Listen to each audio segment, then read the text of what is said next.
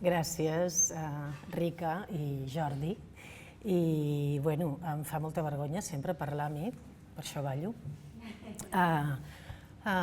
I d'alguna manera el que ell ha dit és això. Jo parlaré des de l'experiència i tot el que dic és una cosa més viscuda que llegida o estudiada. També necessito tornar a dir el que ja ha dit la Rica. Jo fa 8 anys que no estic fent creació, que no estic a l'estudi. I per mi la gestió cultural del mercat, la gestió del mercat, m'ha portat a una exterioritat que és com a molt estranya. Llavors a mi m'enganxa, com que faig just un mes que no hi soc, com en un moment de trànsit, perquè per mi l'aula, l'estudi o la creació sempre és un espai de reflexió i d'interioritat, però en canvi, a l'haver estat aquests anys veient crear i veient ballar i jo no fent-ho, m'ha situat en un lloc que ara és com si tingués que cosir qui era amb qui sóc ara, perquè això m'ha modificat.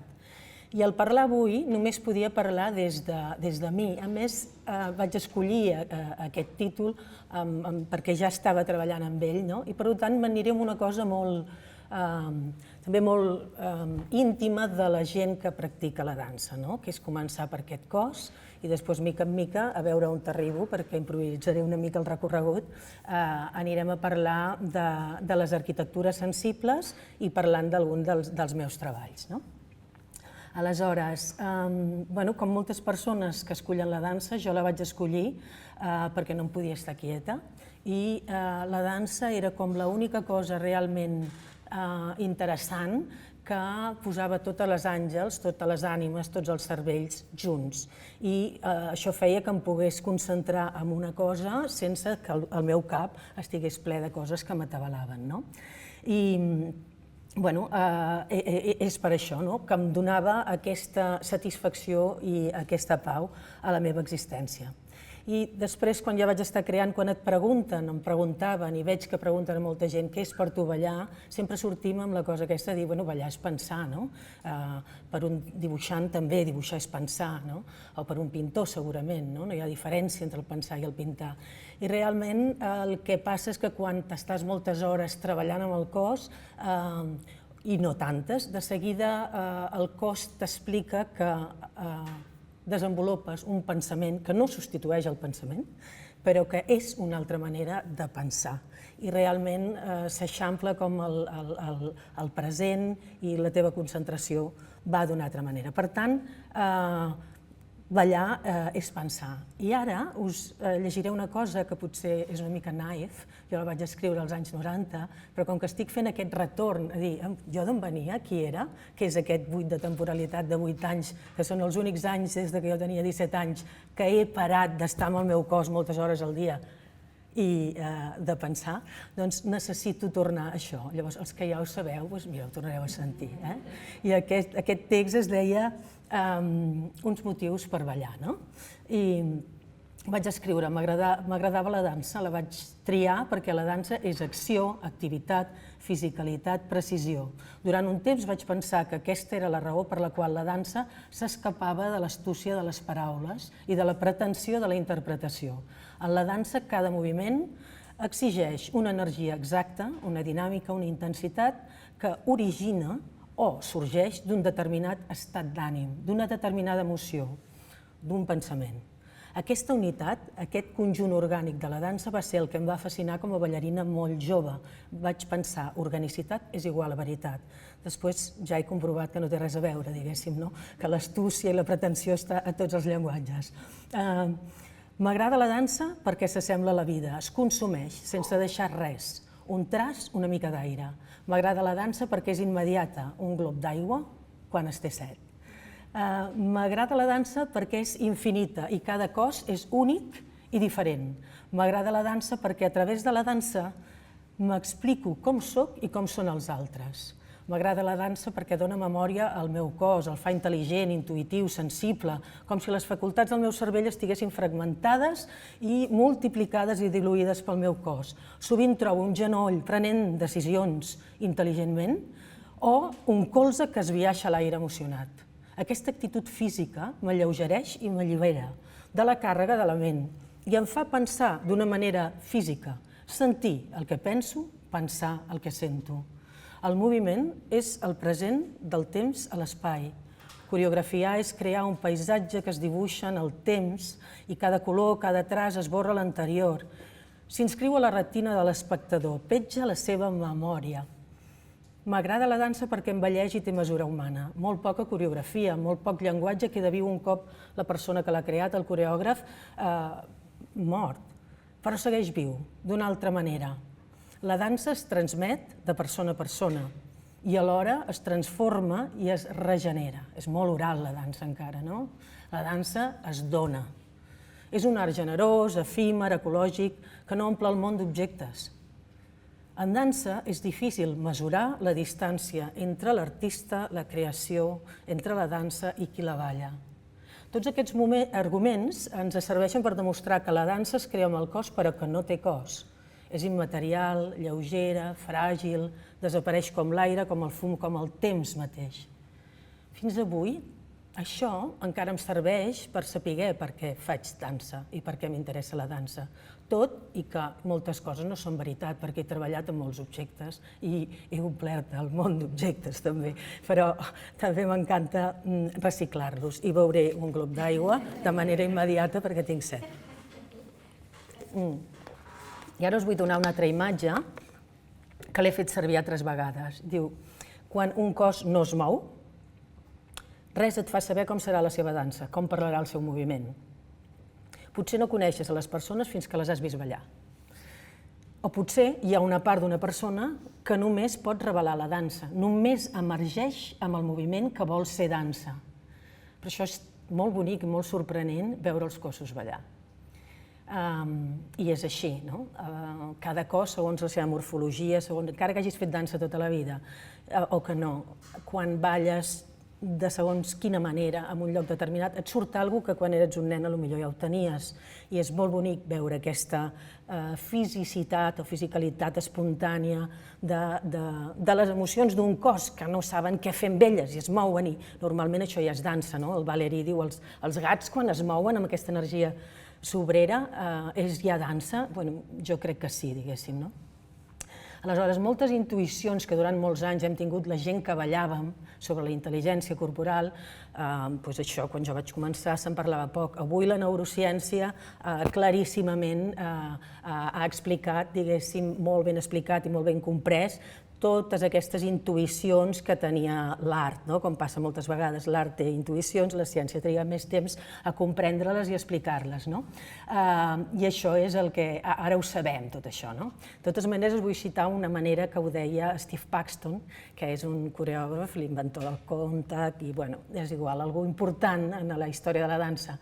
Ell explica, diu que en un procés, després d'estar molta estona en el cos, com fem en molts processos, diu, vaig notar la presència d'un observador que s'erigia dintre de la meva ment, però que s'erigia com a testimoni de les circumstàncies de l'exploració.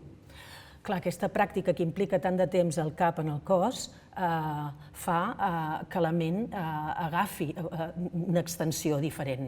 Llavors, diu, els sentits són ja part de la ment, i sí, clar, els sentits són part de la ment. I diu, bueno, potser no es tracta realment d'una fusió entre cos i ment, sinó que tot és ment, que les nostres, avui en dia, sabem perfectament que les nostres sensacions, que tot això és ja la ment. Aleshores, tot això com per introduir, o coses així com que a mi em van sorprendre molt, quan em van dir que teníem una cosa que es deia pèptidos, ho vaig llegir, evidentment, que era la manifestació química de les emocions i que no estan aquí, van tota l'estona viatjant. Vaig pensar, clar, per això se m'emociona el colze, perquè davant d'un gest jo puc estar treballant amb una imatge, però davant d'un gest el meu cos també m'aporta coses, s'encarna tota una sèrie de sentiments que estan en aquell moment, o d'emocions o d'imatges que les tinguen allà.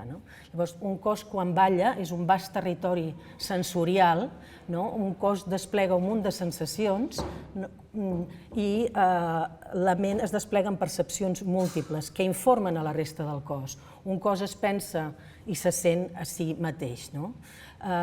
Sovint treballem amb accions que tenen lloc simultàniament a diferents parts del cos i el cos ha de reaccionar a tots aquests estímuls molt abans que la consciència pugui dir alguna cosa, pugui explicar què has de fer.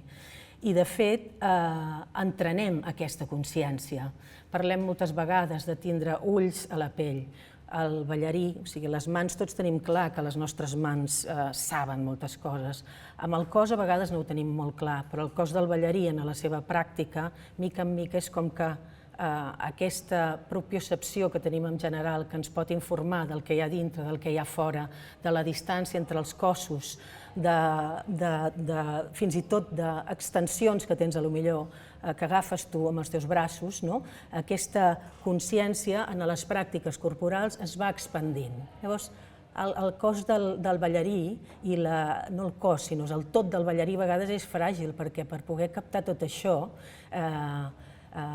té un cos que tot el dia el fa servir per ser una mena d'esponja de moltes coses. I després té que anar allà a fer gestió i a fer moltes altres coses, com tothom, que són complexes.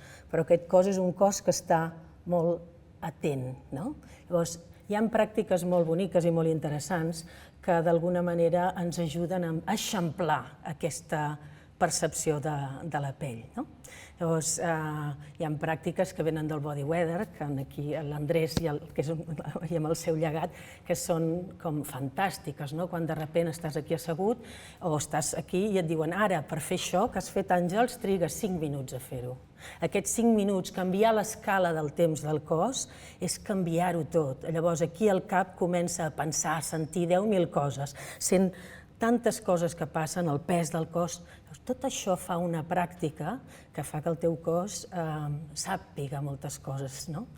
Altres pràctiques són tot el contrari, com fan més les metodologies de Howard o d'altra gent, i és que t'ensenyen potser a estar en 4 tasques alhora. Llavors, aquí el teu cos també, la teva consciència no li dones temps a reaccionar, però estàs apel·lant a la intel·ligència del teu cos, que pren decisions, i cada vegada vas trencant patrons de moviment que tu tenies ja configurats per d'alguna manera anar eixamplant els registres que pots fer el teu cos. O podria citar també una idea molt absurda però que funciona molt bé de la Deborah Hay, que vam tindre ara fa uns anys al mercat. Ella va postular una idea que era com, i si, per convocar el seu cos cel·lular, i si totes les cèl·lules del meu cos alhora estiguessin dient-me que el que vull és el que faig, i si totes les cèl·lules del meu cos alhora estiguessin parlant-me del potencial que té la meva fidelitat a la dansa i alhora el desinterès. I això, per exemple, ho plantejava amb uns ballarins perquè amb aquesta pregunta sense resposta estiguessin molt ocupats i tinguessin una actitud que era la que ella buscava per la dansa. És a dir, hi ha infinites maneres on a través de la imaginació i a través de les pràctiques aquest cos es desplega. I aquest cos és l'instrument amb el qual després nosaltres ballem. Perquè fins ara hem començat a parlar una mica del que és la imaginació, i realment la imaginació fa possible un munt de coses, o sigui, la imaginació, diguéssim, és el més important de la humanitat. Si no imagines, igual que siguis matemàtic o que estiguis buscant de caçar un lleó. Si no imagines, no fas. I la imaginació està a tot arreu a la dansa, fins i tot si has de fer la posició més clàssica possible, perquè si això està buit, el braç no s'aguanta. Aquí l'has d'omplir d'alguna cosa. Aleshores, avui dia penso que els cossos, després de tants anys de transmissió de tècniques ja molt sedimentades, de molta informació, són uns cossos extraordinaris que tenen un potencial increïble. Però justament ara que estem jugant amb la intel·ligència artificial i en canvi hi ha tan poca pràctica del que seria, en vez d'una IA, una IGNI, una intel·ligència corporal, natural, intuïtiva, que només arribes amb ella si realment estàs en el món de la dansa, però que desenvolupa un potencial, jo penso, importantíssim. Deixant això a part perquè no toquen aquí, diguéssim, però per continuar parlant de la potencialitat, diguéssim, del cos intel·ligent, del cos que pensa. Entre totes les tècniques que s'han anat desenvolupant aquests darrers anys i que avui en dia penso que les últimes generacions de ballarins surten això amb una maleta, amb una caixa d'eines extraordinària, a mi m'han interessat molt el que són les tècniques de composició instantània, que hem anat desenvolupant, que n'hi ha moltes de diferents. Trobo que les sessions d'improvisació, tant obertes com tancades, permeten un exercici de comunicació col·lectiva, de posar en joc d'una manera desjerarquitzada i democràtica aquests cossos pensants i que realment passen coses precioses. Abans potser això s'utilitzava més en un àmbit no tan formal, però avui en dia jo penso que s'aconsegueix fer creacions formals, espectacles amb estructures improvisades o amb una estructura molt tancada, però amb certs moments en què el ballarí té llibertat, realment hi ha unes composicions que són cada vegada més fines i més sofisticades.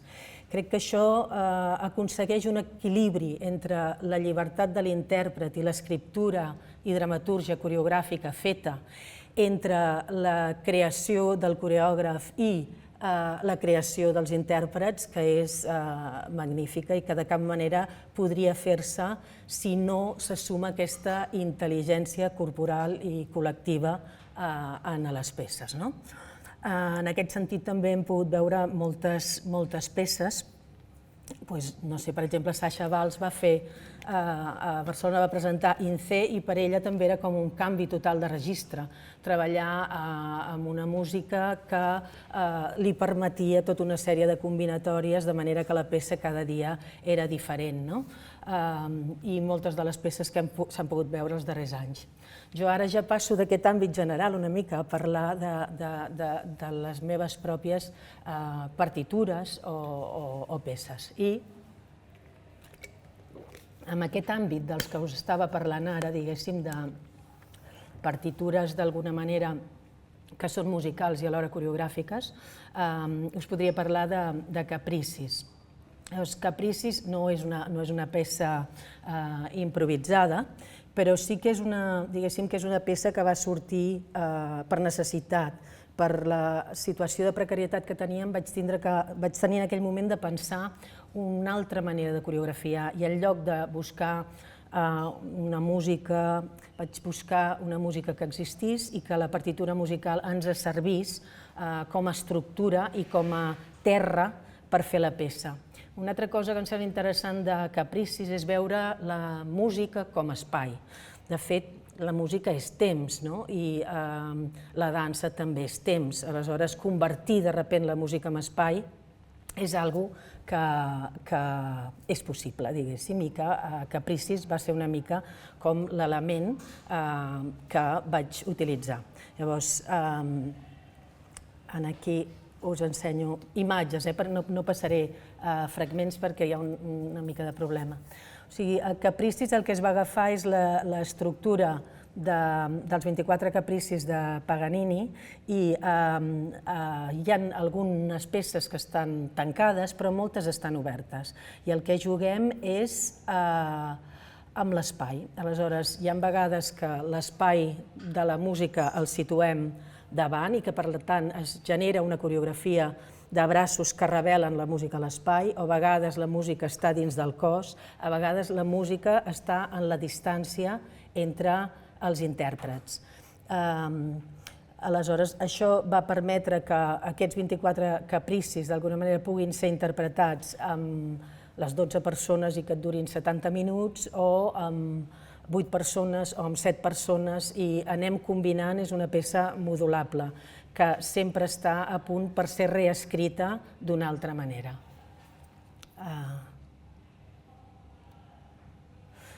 Una altra peça que també es basa d'alguna manera en una partitura oberta, en aquest cas era el Geografies del Solo por Placer.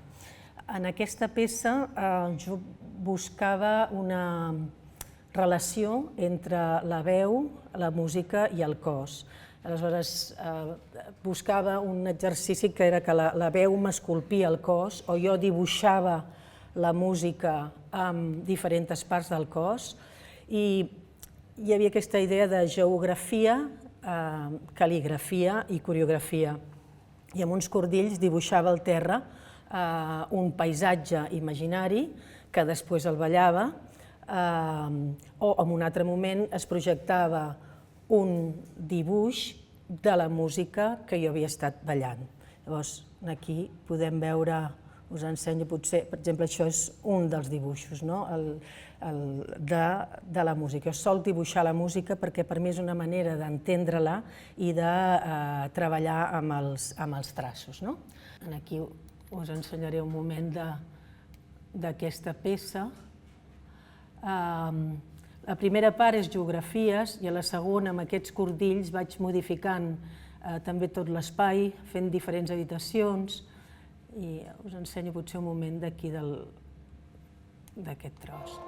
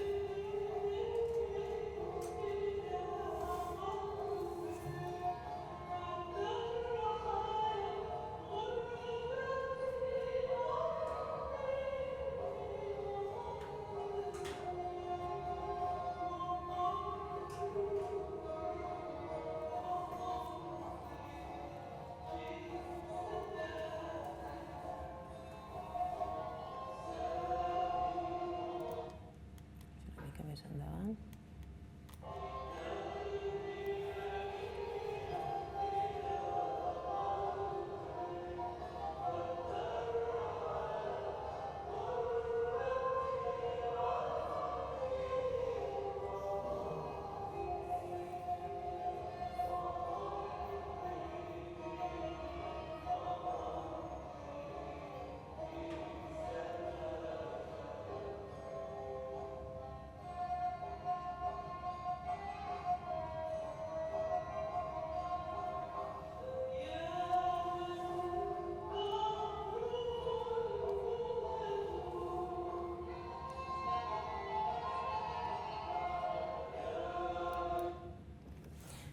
Passo per seguir.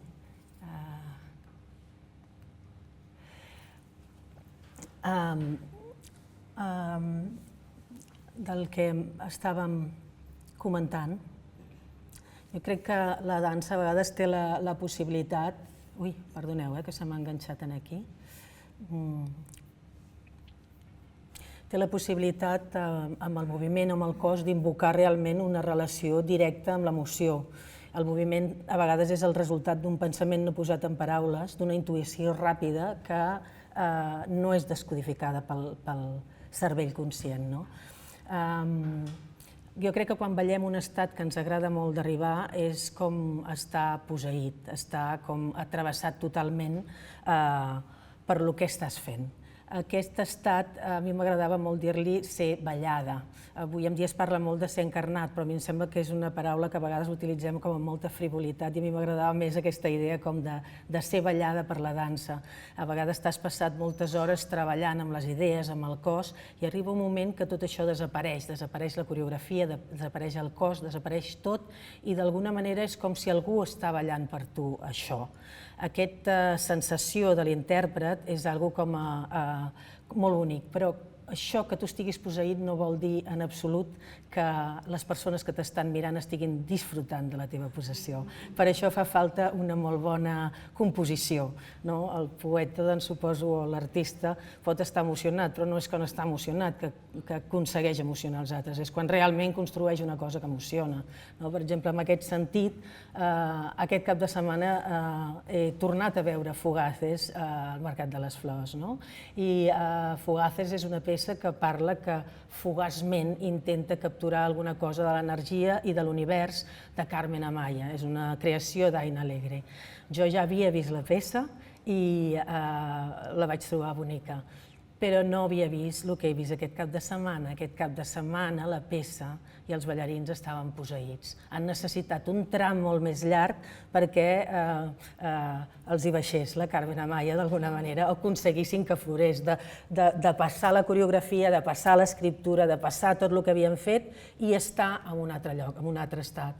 En aquell moment la seva possessió a mi sí que em va tocar, no podia aplaudir, perquè em passa poques vegades que m'han inundat amb la seva força. Llavors això és molt bonic quan passa. Comentar que jo al llarg de la vida he fet molts solos que han sigut sempre un canvi d'etapa. I és interessant també en aquest cos que estem parlant que no hi ha quan ets tu el coreògraf i el ballarí, perquè es produeix una simbiosi a vegades molt interessant, perquè tu, com a intèrpret, arribes intuïtivament a llocs que la coreògrafa no t'ha explicat prou bé encara, o al revés, et reveles perquè allò que t'està demanant igual és massa estèril per realment poder generar alguna cosa. Llavors, a mi aquests processos sempre em serveixen molt perquè a l'hora que treballo amb els intèrprets pugui d'alguna manera explicar-los o passar-los eines realment que surtin de la meva experiència. Aquí posa trames, traços, retícules, fils, teixits. I al llarg de tots aquests anys, no sé, 40, diguéssim, de vida en la creació, he anat canviant molt les temàtiques, he anat canviant molt el que m'ha interessat. Però certament les trames, els traços, les retícules, els fils i els teixits sempre hi són presents. Jo vaig començar a coreografiar molt jove, teníem molta informació tècnica, però no teníem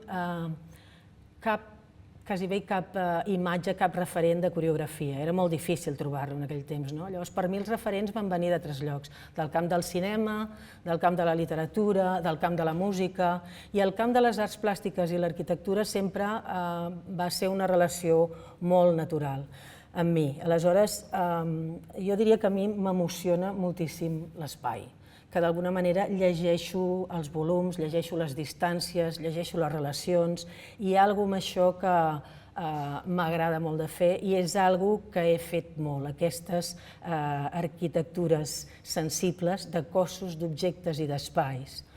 Les trames, doncs sí, m'agraden molt. Diu el Jorge Wagensberg, parlant dels fractals, que la manera més simple de fer complexitat, diguéssim, és iterar a vegades certs patrons. A mi m'ha agradat en moments determinats iterar tota una sèrie de patrons per fer peces, per construir peces a l'espai. Llavors, ara només unes imatges d'algunes d'aquestes peces, o sigui, com us deia, com que jo no tenia referents coreogràfics els primers anys, amb mudances, amb Colbe Basar, vaig construir-me com a coreògraf, i estava molt allunyada d'un interès a generar una dramatúrgia o alguna cosa que s'assemblés al teatre. O sigui, realment jo parlava d'això com objectes o peces que anaven una darrere l'altra, amb dinàmiques diferents, que responien a diferents estats o emocions i que anaven d'una a l'altra sense transició i que tu d'alguna manera com a espectador ja viatjaves d'una a l'altra.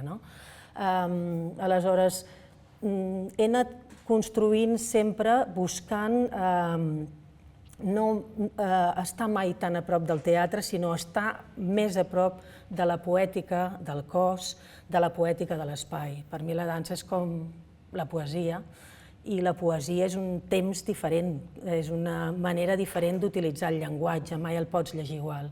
Llavors a mi m'agrada llegir l'espai, llegir els moviments, llegir el que passa, llegir els objectes d'una altra manera. Per exemple, ara us parlaré de... O sigui, per mi el dibuixar és una manera també de pensar la peça. Això és una recerca que vaig estar fent, uns dibuixos que vaig estar fent abans de fer una peça que es deia l'Aran Lan, el 2004. Em vaig dedicar a pensar diferents llocs de la ciutat i els fluxos de gent que hi passaven. Això és plaça Catalunya, però és el metro, són les entrades, les sortides, la fricció. Llavors, amb tots aquests gràfics jo generava a vegades circuits recorreguts que a vegades igual eren més interessants si només eren caminates, però que al final vam acabar omplint-los de moviment. Llavors, amb l'Aran-Lan, per exemple, treballàvem sobre la idea de ciutat, sobre la idea de retícula, sobre la idea de cèl·lula, i anàvem desplegant una mena, hi ha una part, per exemple, que es diu Legoland, i que anàvem fent construccions amb angles rectes o amb esteles o fent edificis, i aquí hi ha algunes imatges d'això. Em sembla interessant potser parlar-vos també del somriure, perquè en aquestes he posat el nom aquest d'arquitectures sensibles i aleshores estic anant més com... He passat per moltes coses, però al final el nom no m'agrada mai posar-lo molt de temps perquè m'obliga. Llavors ara estic com anant cap a certes arquitectures. El somriure va ser una peça de l'any 2000 que parlava dels laberints. Els laberints aquí, a Occident, tenen un centre, que és vèncer el monstre, que és vèncer la mort, però a l'Orient no, perquè d'alguna manera els laberints ja tenen, o sigui, ja creuen en una eternitat i d'alguna manera s'integren amb la vida. Llavors això va ser una recerca per mi molt interessant sobre els laberints.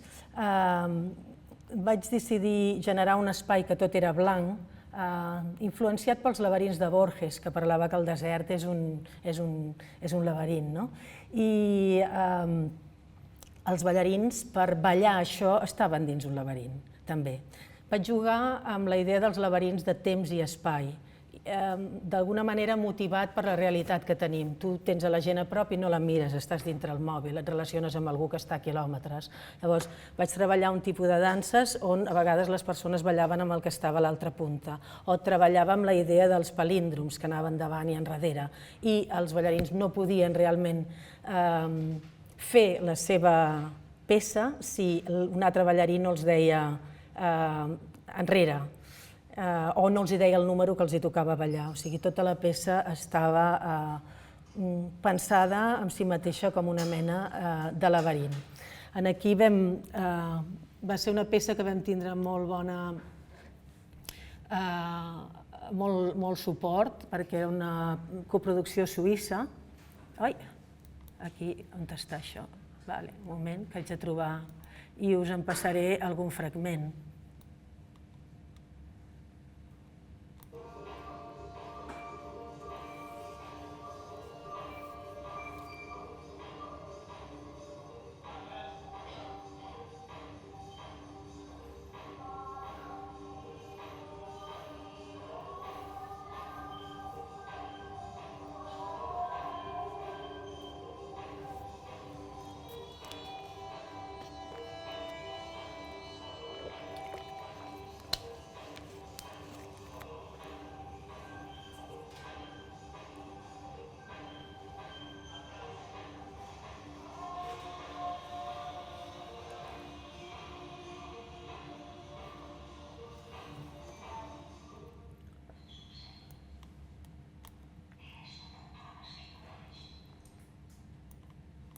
Aquí utilitzem un text del Paul Auster que parla sobre l'espai i que parla del moviment com una extensió de la ment i, en canvi, amb el so com una cosa física. Llavors, normalment els coreògrafs, que vull baixar una mica això, és que tinc aquí uns quants.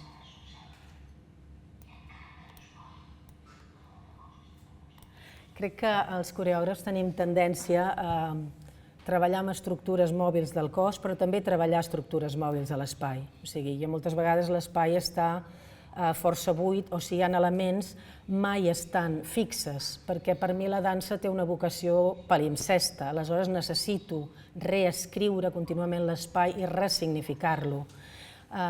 I, per tant, tots els elements que normalment faig servir estan en moviment. Moltes vegades a òpera i en algunes coses es fa servir ballarins per moure l'escenografia, perquè d'alguna manera diu als ballarins ja els agrada, però no és això. Vull dir, la manera en què treballem amb l'objecte o treballem amb l'espai no és només perquè mous unes parets perquè vols una altra distribució, sinó moltes vegades aquell objecte, aquell espai, forma part totalment de la peça, o sigui, no és que mous, és que allò que fas ets tu, és el que has de fer, i normalment en un objecte hi ha un desdoblament, que tu ets també l'objecte. Però en aquest cas us volia ensenyar, us volia mostrar una estoneta d'aquest espai, amb les parets, que després el joc el vam fer servir amb altres peces perquè tenia com molt de joc. Llavors us ensenyo un trosset d'això.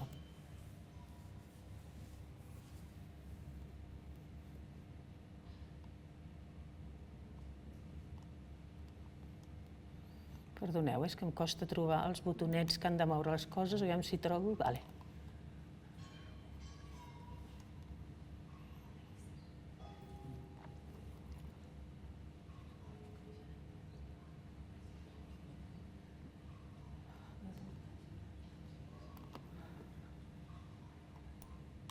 Com que és molt llarg, el faig a 3 trossos,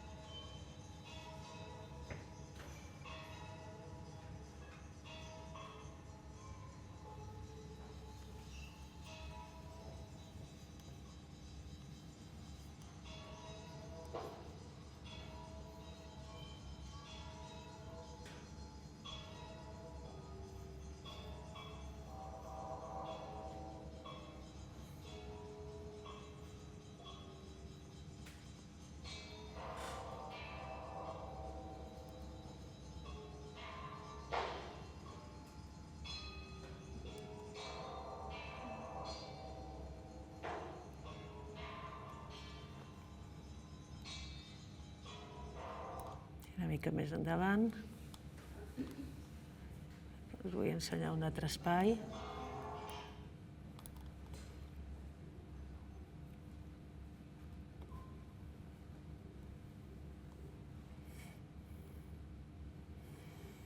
O sigui, aquí Com us deia, era un espai que era tot blanc, de diferents blancs, que contínuament es desmuntava. Hi havia un mur que tenia peces dures, peces toves, i tota l'estona et anaves trobant amb un paisatge canviant. Però no era realment tant una decoració, sinó és sempre són uns elements que formen part de la dansa. En aquest cas, ells aquí també és una estructura improvisada, però pertany a un tipus de treball que fem que n'hi diem escacs, i és empènyer l'espai de l'altre. I és fer-ho des d'una manera cenital. Com fem això, la manera d'empènyer l'espai de l'altre és d'una manera cenital. I ells dos realment tenien ja molta habilitat, llavors cada dia era diferent el treball sobre aquest petit tros. Al llarg de la peça tot l'espai es anava modificant. Per exemple, aquí tenim un altre moment. Com us deien, a la peça aquesta vaig treballar sobre Rafael Argullol amb El caçador d'instants i amb aquesta texta de Paul Auster. I es diu El somriure una mica per aquest text d'aquí, que Argullol diu: quan t'endinses al laberint, més que tindre la por al monstre, el que has d'aconseguir és la complicitat d'Ariadna. I com que el somriure és el signe de complicitat dels mamífers, vam decidir posar el somriure. Contínuament l'espai es va fragmentant, desplegant, a vegades és immens, a vegades és petit. I us deixo veure un moment més d'aquesta peça.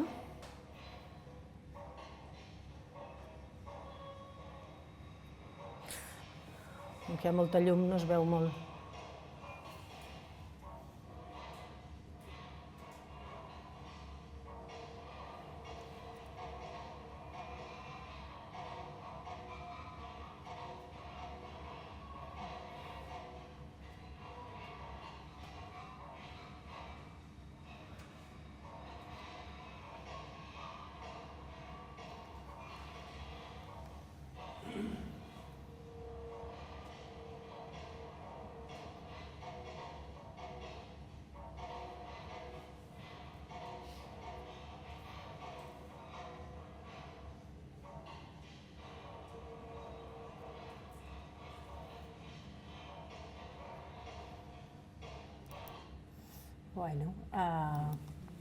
I encara parlant una mica del que és l'objecte i l'espai, volia parlar també d'una altra peça que és l'edat de la paciència, que tingui interès no en refer la peça, sinó en retreballar, perquè l'edat de la paciència va ser una peça que vaig estar fent molta recerca. Una cosa que m'he deixat de dir-vos potser al principi és que amb la meva manera de treballar, quan començo, el tipus de cos, el tipus de moviment, el tipus d'objecte, el tipus d'espai, tot això no és una cosa que arriba una darrere l'altra, sinó que tota comença alhora. O sigui, per mi la dramatúrgia de la peça és ja a vegades quin moviment faré, quin tipus de cossos hi seran, perquè per mi tot parla. És a dir, si vull treballar, depèn de què, d'arquitectura, igual faig servir els angles rectes, però si vull treballar, depèn de quin tipus de cosa, igual el que treballo és exercir tot el que és no tocar-nos i estar sempre treballant en un espai entremig dels dos, que és un espai que ens toca els dos, però que nosaltres no el toquem. És a dir, els elements escènics, l'espai, tot forma part de la dramatúrgia. Jo he treballat molts anys amb uns equips, una mica em serveix per explicar també l'edat de la paciència. Tu a vegades com a creador t'agrada una cosa que fa una persona i la utilitzes per aquella peça.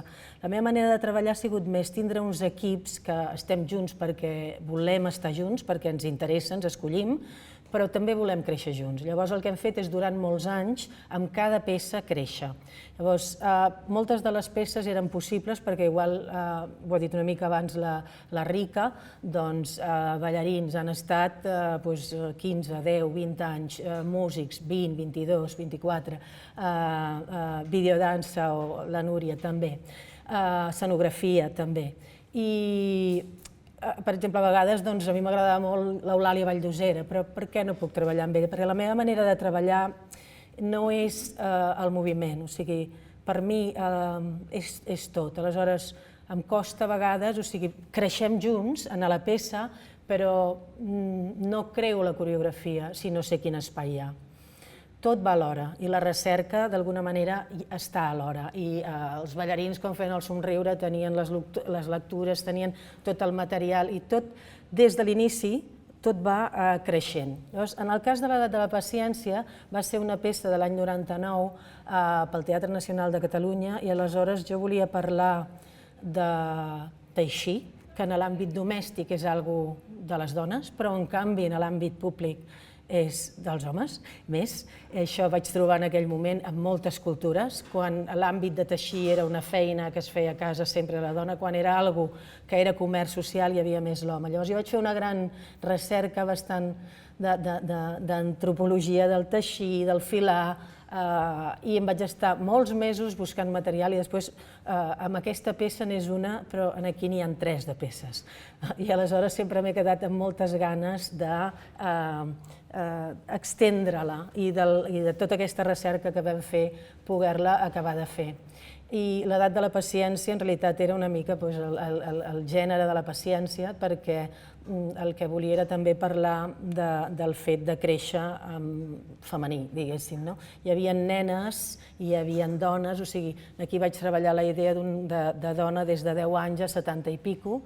La franja de ballarines estaven entre 20 i pico i 40, però no es notava. Ara, per exemple, són una generació que ja tenen 60 i pico i encara estan a l'escenari, per tant, és un bon moment per tindre persones des de 10 a gairebé 70 anys que encara estan en actiu amb els seus cossos a l'escenari, i aquesta edat que jo volia presentar amb els cossos a l'escenari seria més fàcil de fer. Però en tot cas, com que ara el que parlava també és d'aquestes arquitectures sensibles i d'aquesta idea de que quan fas alguna cosa, que construeixes alguna cosa que és amb el moviment, ho pots fer sobre un espai quiet i ets tu el que et mous, però que moltes vegades si tens elements que formen part del que estàs explicant, es mouen amb tu. Amb l'edat de la paciència, tots els elements escènics venen d'aquesta recerca. O sigui, d'entrada ja a l'edat de la paciència el públic estava en els 2 cantons. Era la primera vegada que la sala petita del Teatre Nacional de Catalunya es convertia en un espai alternatiu, perquè encara no ho havien fet. I la idea era que teníem la pròpia forma d'un talar, amb la trama i l'ordi. Tots els elements que vam estar, tot el que s'havia estat investigant, van formar part una mica de la peça. Començava amb un retrat real que jo primer volia que fos cada dia la presència de 3 generacions de dones a l'escenari, cosa que era molt complicada, però bueno, qui ho diu que no, encara es pot fer, diguéssim, no? Llavors el que vam fer és fer un retrat de 3 generacions de dones que el va fer la Núria. Llavors la Núria Font era la meva col·laboradora, col·laboràvem juntes amb tot això, però d'alguna manera el que estava molt bé és que ella tenia moltes ganes d'escoltar i seguir una mica les propostes que fèiem. Aleshores, us ensenyo algunes de les imatges d'aquesta edat de la paciència. Aquí la projecció passa amb un element escènic que era com el teler i que tenia diferents funcions al llarg de la peça. Les agulles sortien en diferents moments per cosir un vestit, per fer equilibris, perquè no els hi caiguessin del nas, diguéssim. Aquí cosíem a una persona embolicada amb un teixit. És a dir, tots els elements que formaven part de la peça es anaven desplegant i tots venien una mica d'aquesta recerca.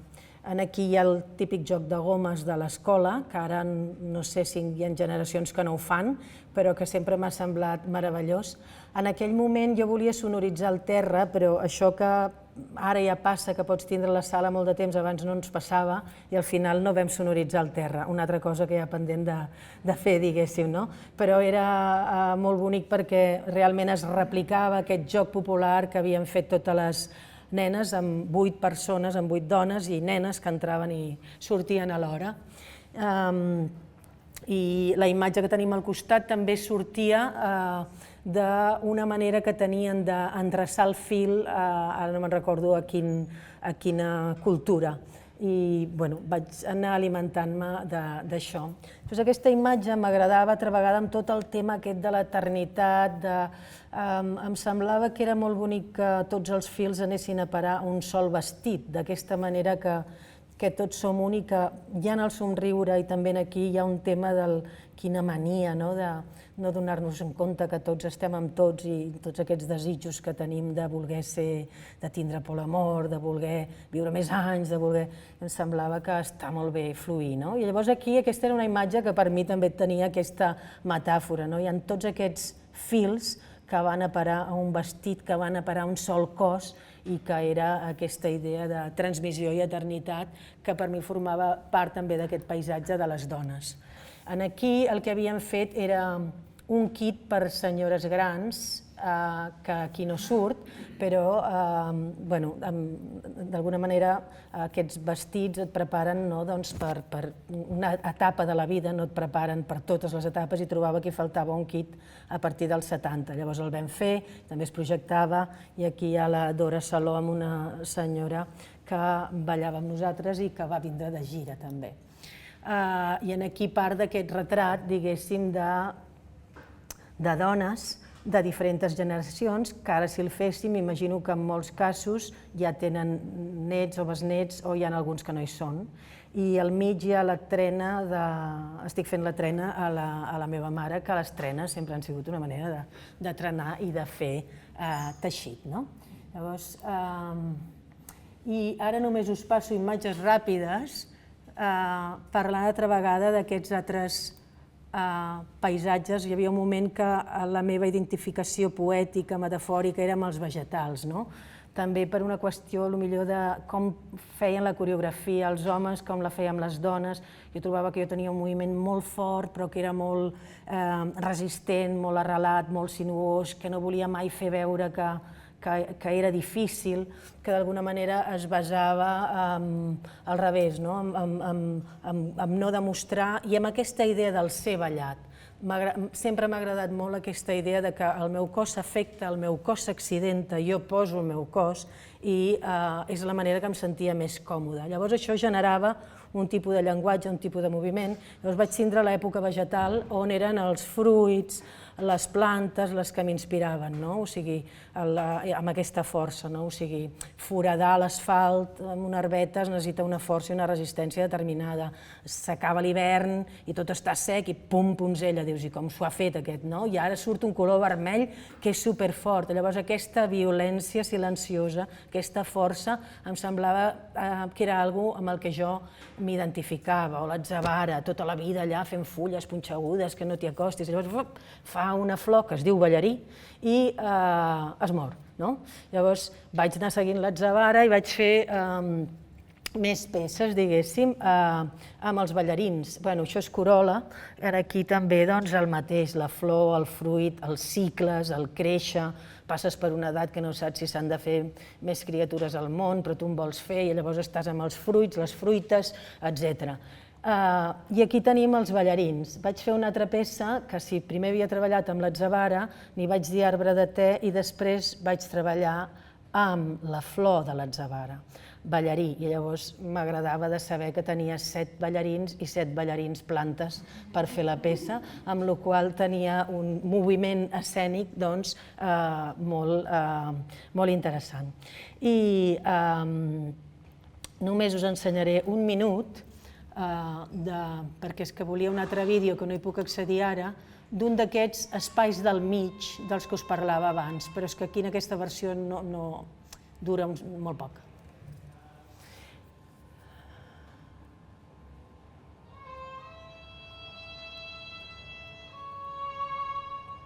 L'Alexis Eupier i la Mònica Extremiana. Era un duet molt bonic amb aquesta pràctica que costava molt de fer, perquè tu no veus la resta del teu cos i sempre has de deixar un espai buit entre els dos cossos. Llavors juguem com que l'aire quasi bé és aigua i en aquest cas, a diferència de l'altre que es fa d'una manera cenital, aquest ha d'anar girant.